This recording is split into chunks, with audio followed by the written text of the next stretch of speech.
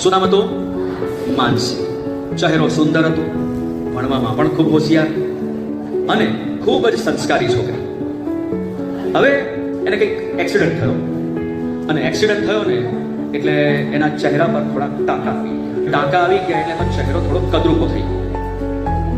હવે ભણવામાં હોશિયાર હતી, સંસ્કારી પણ હતી, પણ ચહેરા પર ટાંકા આવી ગયા એટલે એના મનમાં એક ડિપ્રેશન આવી ગયું કે હવે હું સુંદર દેખાતી નથી, એના કરતાં તો મારી 3 બહેનપણીઓ છે ને બહુ જ સુંદર દેખાય છે. અને આવી રીતે એ શેમાં નિરાશાની અંદર ગરકી ગઈ.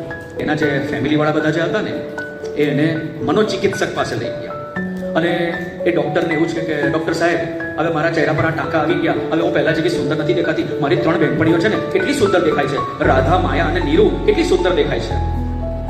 એટલે ડૉક્ટર સાહેબે કીધું કે અચ્છા રાધા સુંદર છે? તો કે હા સુંદર છે.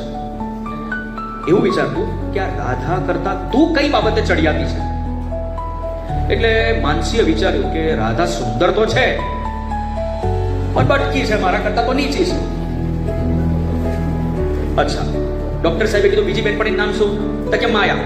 માયા સુંદર છે? તો કે હા સુંદર છે, પણ તું એના કરતા કઈ બાબતે સારી છે? તો કે માયા ખાલી સુંદર જ દેખાય પણ ભણવામાં તો હાવ ડફોડ્યું છે. હવે ત્રીજી બેનપણી કઈ છે? તો કે નીરુ. તો કે નીરુ સુંદર છે? તો કે હા સુંદર છે, પણ તું એના કરતા કેટલી સારી છે, ચડિયાતી છે? તો કે નીરુ સુંદર છે પણ એને બોલવાનું ભાન નથી, અસંસ્કારી છે. ખાલી ચહેરો સુંદર દેખાય એટલું જ, બાકી તો બોલવા બેસે ને તો કશું ભાન નથી.